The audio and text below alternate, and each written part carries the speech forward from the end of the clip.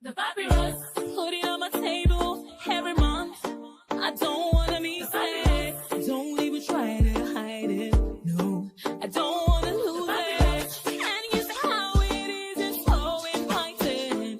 The papyrus, we're all so alive. The papyrus. This is the Papyrus TV news update. You're welcome. The headlines: House of Representatives warns Rivers State Sole Administrator, you cannot make laws. Serap urges Tinubu to reject $1.08 billion loan, recover missing 233 billion naira. Police arrest protesters nationwide amid crackdown on free speech. Patience Jonathan's ex-staff languish in jail as trial delays persist. Freed Rivers arson suspects alleged torture, pressure to implicate Ehie. Nigeria celebrates first National Police Day with parade and tributes in Abuja. The details.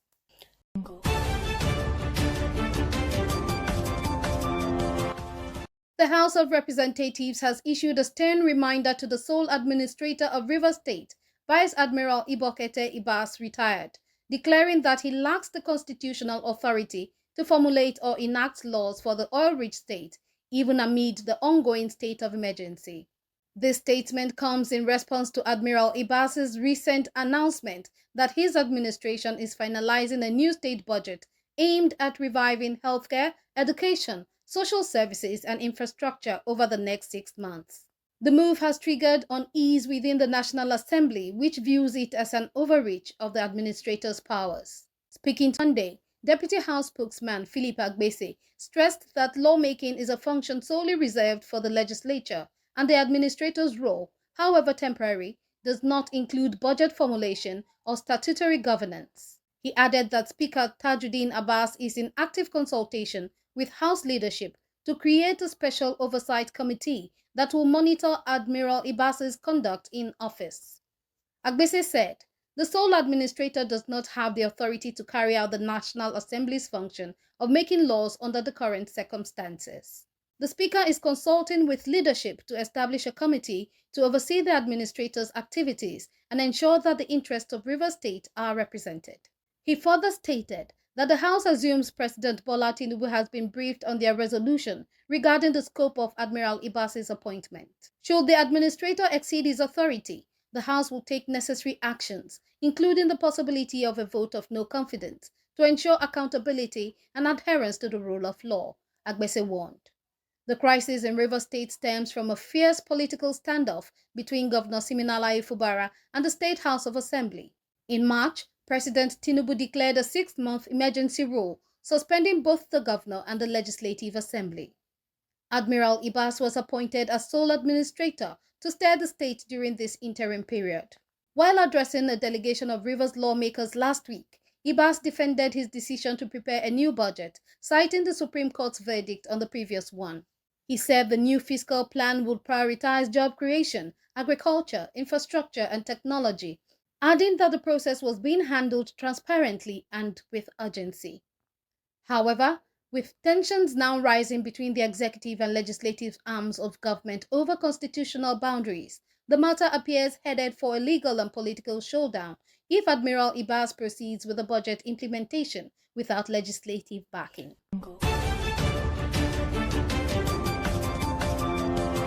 Meanwhile, as Nigeria stares down a deepening debt crisis, the Socio-Economic Rights and Accountability Project, SERAP, has issued a bold appeal to President Bola Tinubu, saying no to the recently approved $1.08 billion loan from the World Bank and instead recover 233 billion naira in unaccounted public funds allegedly mismanaged by federal agencies.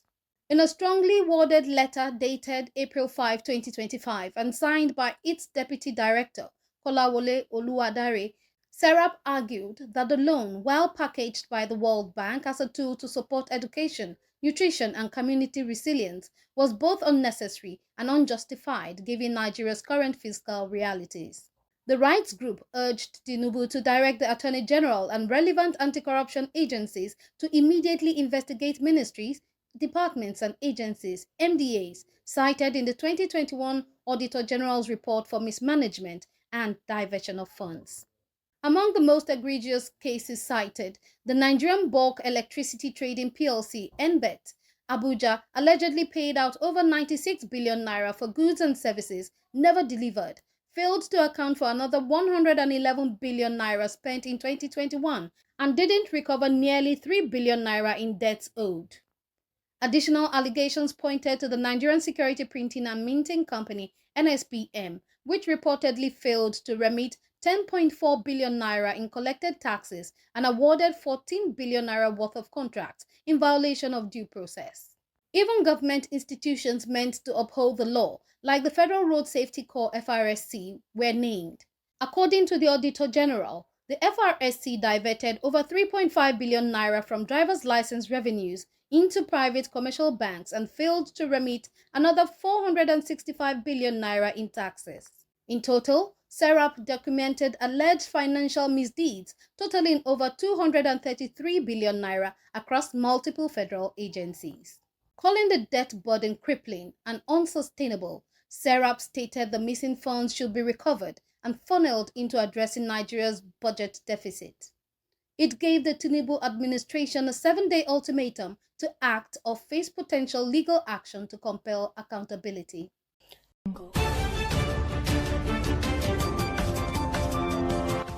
In another development, tension gripped several Nigerian cities on Monday as nationwide protests against poor governance and shrinking civil liberties were met with a heavy-handed police presence. Activists were arrested in Yobe and Abuja, while tear gas rained down on demonstrators in Port Harcourt, Rivers State. Organized by the Take It Back movement and led by activist and former presidential candidate Omoyele Sowore, the protests erupted in Lagos, Abuja, Oyo, Rivers, and Yobe, demanding an end to bad governance and urging the federal government to repeal the controversial Cybercrime Act, which critics say is being used to suppress free speech online. Among those arrested were a male protester known as Flag Boy and a woman identified only as Bosse, who were picked up near Transcorp Hilton in Abuja. In Yobe, 4 other protesters were also reportedly detained. The movement's national coordinator, Juwon Sanyaolu, told reporters that protesters in Rivers were also met with force, with several dispersed by tear gas. The protest was intended as a peaceful demonstration calling for reforms, but participants say the reaction from security forces confirms their worst fears, that dissent in Nigeria is being criminalized and citizens silenced under the pretext of national security. Despite the crackdown, movement leaders vow to continue their campaign for accountability and freedom of expression.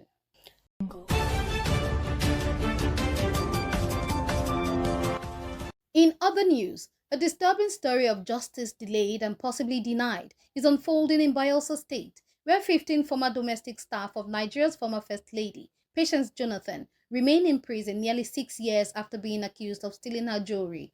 Since their arrest in 2019, the case has lingered in court with no conviction, no conclusive trial, and no bail granted, despite repeated attempts by the defense. Now, multiple sources close to the case allege that the prolonged delay is not by accident, but by design.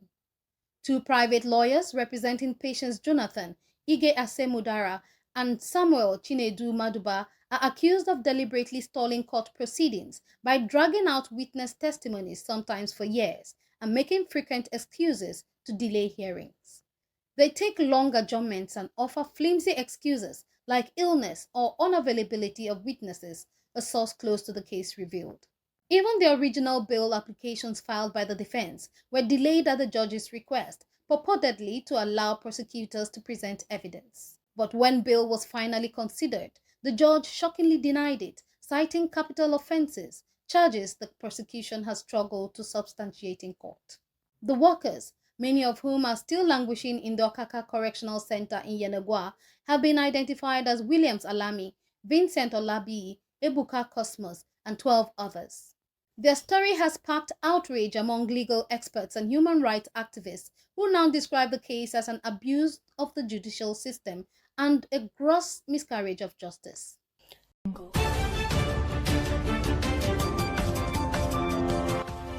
Furthermore, 4 men once accused of being behind the 2023 fire at the Rivers State House of Assembly have broken their silence after spending 6 months in prison.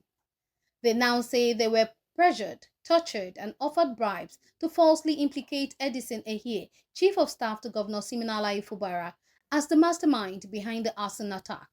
Chime Ezebalike, Kenneth Pasa, Oladele Lukman, and Macpherson Olumini, who were freed in November 2024 after all charges were dropped, recounted their ordeal at the press briefing in Port Harcourt on Monday. Ezebalike said they were recently approached by a prominent PDP figure in Obiakpo local government area who asked them to rewrite their statements and name Ehie in connection to the fire. The men described the chilling experience of being blindfolded, detained incommunicado at the Federal Intelligence Response Team facility in Port Harcourt and tortured for weeks. They say they were offered money, up to 200 million naira, and the promise of overseas relocation in exchange for cooperating. One of the men revealed that a state assembly member personally visited them with a uniformed officer and pressured them to cooperate, warning them of consequences if they did not. Another detainee they claimed was offered his freedom if he identified Pasa as an arsonist. Their release, after the case was transferred to the Federal High Court in Port Harcourt, marked the end of a traumatic chapter but opened a new one, speaking out in the face of alleged political manipulation of the judicial system. Now free, they have vowed to resist being used as pawns in a political power struggle. This country belongs to us all, they said. No one should be tortured or forced to lie for political convenience. We call on civil society, the media, and all justice-loving Nigerians to rise and resist the weaponization of state institutions against innocent citizens.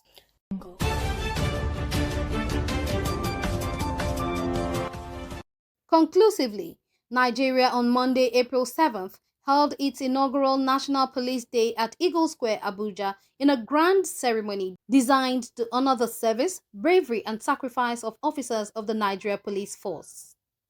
The event, rich in symbolism and color, brought together top government officials, security chiefs, families of police personnel, and members of the public in what is now set to become an annual tradition. The celebration marked the official observance of April 7 as National Police Day, a day institutionalized by President Bola Ahmed Tinubu to recognize and appreciate the critical role played by the police in maintaining internal security and upholding the rule of law across the country. At Eagle Square, the atmosphere was charged with pride and patriotism as uniformed officers marched in parade formations, showcasing discipline and coordination.